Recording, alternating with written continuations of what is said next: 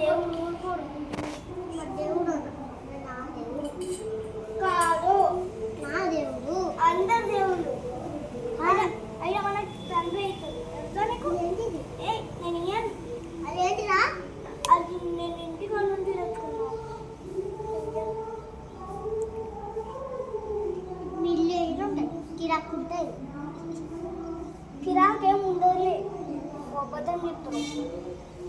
నేను ఫస్ట్ ఇల్లు ఖాళీ చేసుకుని వేరే ఇంటికి వెళ్ళిపోతాను. నువ్వు ఎందుకు తిడుతున్నావు కదా, అందుకే నేను రాను. ఫస్ట్ నుంచి నేను చాలా దూరం స్కూల్లో ఉంది, అక్కడ పోతా. నేను 5కి శివాలయం కూడా రాను. నేను రాను తెలుసా? వచ్చేదనుకో నేను కొడతా. వస్తే నువ్వు నన్ను కొట్టాలి.